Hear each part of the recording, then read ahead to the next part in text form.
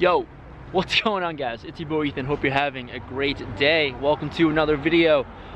Today is the day before Christmas Eve, December 23rd. So we're gonna grind today because we can't grind the next 2 days, so that should be a good time. But we're expecting it to be a little bit more action-packed, I think, because I feel like a lot of people have the same mindset as me, where you're not gonna grind on Christmas Eve or Christmas Day, so might as well get after it today. We're gonna hop in there, but yeah, if you haven't signed up for Robinhood, Webull, use the link down below. It's the affiliate link. It helps support me a little bit. I get a free stock, you get a free stock. It's a win-win for everyone. So yeah, sign up for those, get a free stock, helps the both of us. So we're gonna hop into the games and let's get into the action.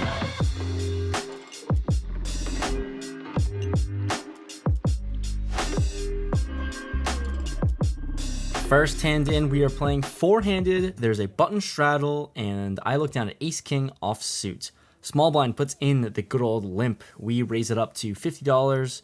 We get the button to make the call, and the small blind actually folds. So let's go heads up to a flop. Flop comes queen, king, three, two clubs. Here, I don't know, we're just gonna bet because we've got a strong hand-ish, and ace-king's a decent holding four-handed, so I see bet $35, and this bet isn't gonna work just yet. He makes the call. Turn comes the 10 of clubs. Decent hand, as we do improve to a gutter, but I don't know if we should be double barreling. We check, and he checks back. The river comes the 8 of clubs, so 4 clubs out there, sitting with ace-king high. I don't think we're just gonna be bluffing here ever, so I check. He quickly checks back with 6-7 offsuit, and he takes it down. We add back on up to 1K, as there are pretty big stacks at the table. Next, with 4-5 of diamonds in the small blind, +1 opens it up to $20. The cutoff 3 bets to 70, and action folds to me.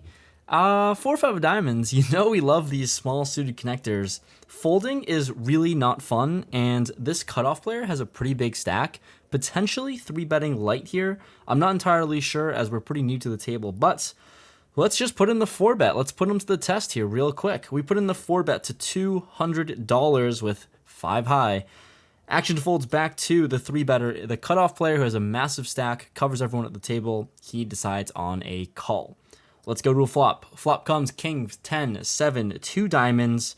That is good enough for us. In a 4-bet pot, we have all of the ace-kings in the world. If he does have ace-king himself, then we have outs at least. Anyways, we started with 1K deep. Let's go and put in a c-bet here to $165. He thinks for a little bit before putting in the call for $165. Off to a turn. The turn comes the 10 of hearts. Board pairing is really not good for us. Not ideal, but I think we're sitting with 5 high on the turn.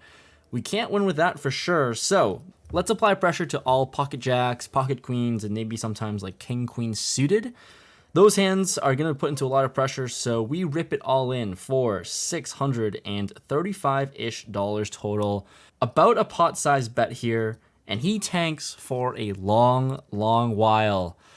Tanks for a while, ultimately puts in the call. Let's go to a river. The river is the deuce of hearts, total brick. We announce our 5 high in a 4-bet pot.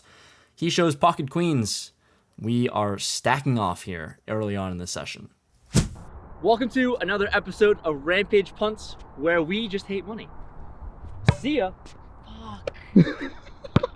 Hey guys, quick interruption in today's video. If you haven't been following on my personal channel, I did try out an experiment doing some drop shipping, and I want to give you guys an exclusive first look into a few sample designs that I've gotten so far. These canvas prints are honestly very high quality, super happy with how everything looks. And my favorite by far is this one.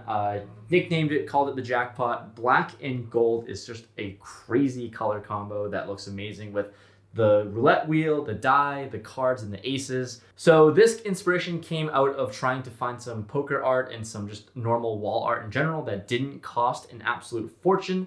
So I decided to come up with a few designs myself and charge definitely a much lower price. So if you want to check it out, it's passionprints.us. And for people who watch the vlog and watch the channel, use code Rampage for 10% off of your entire order. And yeah, so I mean, it's really high quality stuff, super happy with it. And if you like any of the designs you see here or on the website, feel free to use my code Rampage and we'll get it shipped out to you. So thanks for the support and back to the video. Next hand we go with ace-9 of spades. There's an under the gun open to $20. Here, I think sometimes I can 3-bet this, but against an under the gun open, I decide on a call. There are 4 callers to this raise, so we're playing 6-handed, but we're going 5 ways to a flop. Flop is 9-7-7. Top pair, top kicker. It's pretty good, although multi-way, there are a lot of 7s in everyone's ranges. So when action checks to me, I decide to throw out a bet of $40, pretty small when it checks to me. Action folds around to the big blind player who decides on a call, and everyone folds, so heads up to a turn.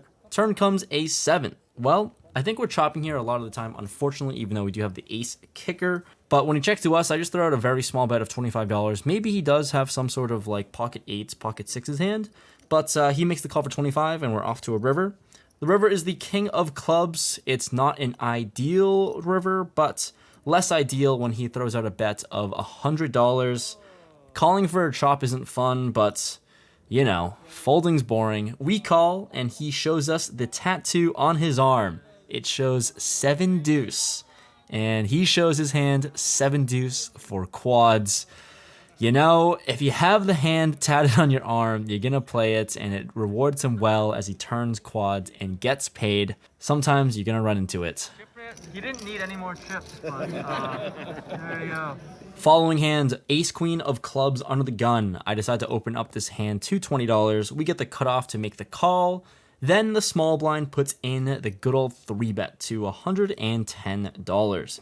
This is the same player who we stacked off against earlier with pocket queens, or against pocket queens. So it seems like he doesn't have too wide of a 3-betting range, especially from the small blind here, but very playable in position of him. I call, and the cutoff decides on a fold. Heads up to a flop, which comes king, queen, 6, 2 clubs. What an action flop. If he has ace king, we have a lot of outs. I don't really know, but he does throw out a bet of $55. Pretty small bet. I don't think raising here makes a whole lot of sense, so we flats and hope to improve.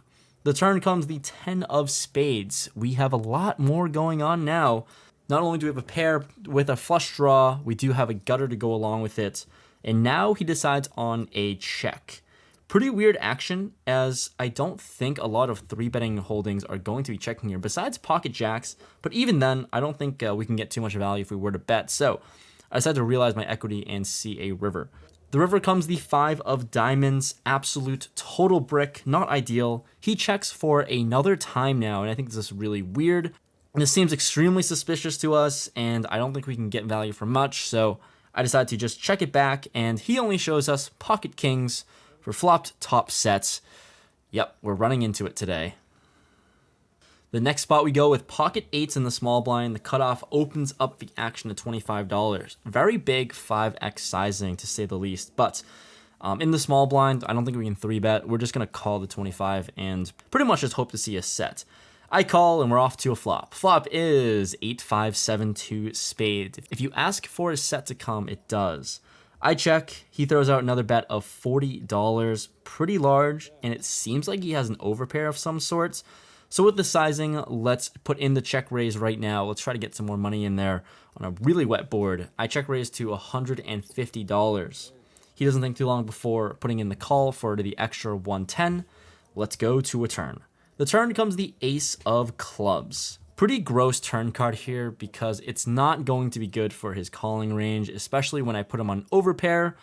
The only real hand that we get action from or against is pocket aces here, so a lot of the overpairs and a lot of his holdings is going to be hating this turn card. Anyways, I decided to just size down to $115. Maybe we can get jacks or queens to make the call, and with this smaller sizing, he does make the call. We're off to a river. The river is the jack of diamonds. Well, there goes another combination of hands that we lose to. Not only do we lose to pocket aces, but we lose to pocket jacks as well. Do I check? Do I bet small? I don't know what to do in this spot, but I decided to just throw out a bet here just to see what happens. We size to $275. He tanks for a little bit, quite some time, and ends up laying it down actually, telling us that he had pocket 9s, so he did have the overpair, but also a gutter to go along with it. At least we won the first winning hand today. Alright, this next spot we have the hand we can't lose with pocket 4s on the button, and there's an under the gun straddle. There's a cutoff open to $35. I decide to just make the call for 35, obviously. Then we get the big blind to 3-bet to a sizing of $165. And he doesn't have too much behind with about 350. The cutoff player folds, and I really shouldn't be in there. But I thought about jamming just for fun, maybe for content, for a flip, for a race. I don't know. That's kind of dumb. But yeah, we end up making the call here. It's really gross. There's no reason for me to make this call. But we're calling to see a flop. Maybe we can get some content out of this. The flop comes king, queen, 8-2 spades. Yuck. Yeah, we should be punished for making this terrible pre-flop call. He checks to us surprisingly, and yeah, we're just not going to bluff here. Seems like he has a pretty strong holding, if anything like ace-king plus, and this board is pretty good for ace-king. I check it back, and we're off to a turn. Turn comes the jack of spades. Once again, another yucky card. He announces all in, and we snap fold this one. Moving on, punting $165 into the abyss. Following hand, potentially a little bit better this time, ace-queen of hearts in the big blind. +1 opens it up to $20. The cutoff and button make the call here, and sitting with so much action, we're in the big blind and we're out of position. We're going to put in the 3-bet, and we're trying to size it up here to isolate the field a little bit. I 3-bet to $120, and I thought this sizing was pretty good. It's pretty standard 6x with all the players out there. But no, it wasn't big enough because all of them decide on a call. You're right, 4 ways to a 3-bet pot. Flop comes 9-6-3 rainbow. Absolute yuck. Pretty dry board. Got nothing going for us. I decided to check. Now action onto the cutoff, who throws out a small bet of $125. Really small bets, and the button tanks for a minute or two and ends up folding.